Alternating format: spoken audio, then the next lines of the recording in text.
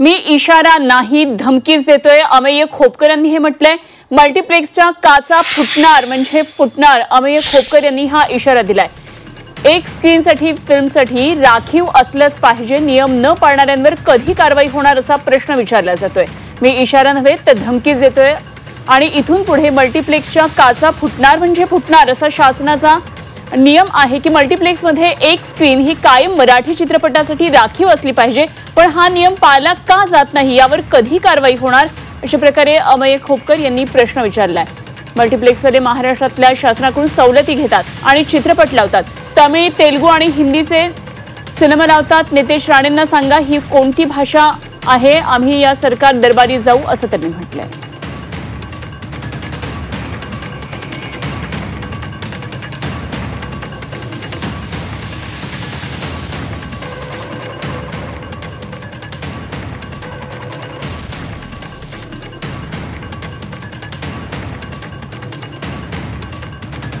तर अमेय खोपकर यांच्याबरोबर बातचीत केली आमचे प्रतिनिधी मनश्री पाठक यांनी। सध्या थिएटरच्या बॉक्स ऑफिसवर सय्यारा वर्सेस मराठी चित्रपट येरे येरे पैसा 3 अशी मॅच रंगलेली आहे। या चित्रपटाचे निर्माते आणि मनसेचे नेते अमेय खोपकर सध्या आपल्या सोबत आहेत। या आठवड्यामध्ये कुठेही स्क्रीन मिळाल्याचं दिसत नाहीये। पुन्हा एकदा मराठी चित्रपटांना डावलण्यात येतंय का आणि यावर मनसे नेते म्हणून तुम्ही काय भूमिका घेताय?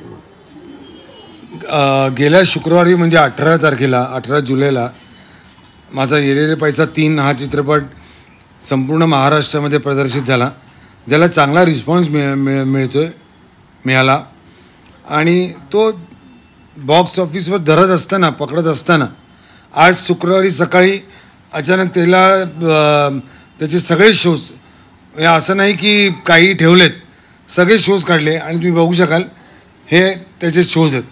आज फक्त 2 स्क्रीन आहेत, ते म्हणजे एक आहे नेरूळला आणि एक आहे गोरेगावला। गेले 18 वर्ष मी मराठी चित्रपटगृहामध्ये मराठी सिनेमे लागावे म्हणून मी अनेक आंदोलने केली आहेत, केसेस घेतल्या आहेत आणि मराठी सिनेमे लावून घेतलेत। पण हा चित्रपट माझा आहे, या चित्रपटाचा निर्माता मी आहे, म्हणून मी आंदोलन करावं एक पदाधिकारी म्हणून, हे मला पटत नाही आहे। तेव्हा मी काय आंदोलन करणार नाही आहे। पण एक नक्की सांगतो, याच्या पुढे कुठल्या मराठी चित्रपटाला, कुठल्या मराठी निर्मात्याला त्रास झाला तर मल्टीप्लेक्सच्या काचा नक्की फुटणार। तुम्ही हा इशारा देताय, मात्र आतापर्यंत मी धमकी देतोय। मी इशारा देत नाही, मी धमकी देतोय की याच्या पुढे महाराष्ट्रामध्ये मराठी चित्रपटांना त्रास लागले नाहीत तर तीव्र आंदोलनं नक्की होणार। आम्हाला सांगतात की तुम्ही सरकार दरबारी या, आम्ही तुम्हाला थिएटर मिळवून देऊ का? माझ्या राज्यामध्ये माझ्या घरामध्ये मी भीक मागायची आणि आमच्यावर माज कोण करणार आहे? बाहेर आलेले लोक, हिंदी आणि तमिळ आणि तेलुगू चित्रपटात लोक आमच्यावर माज करणार। महाराष्ट्रामध्ये माज हा फक्त मराठी माणसांनीच करायचा। मल्टीप्लेक्स वाल्यांवर कारवाई करा, जे लोक कायदा तोडतात त्यांच्यावर। कॅमेरामन संदीप आसवांसह मनश्री पाठक, झी 24 तास, मुंबई।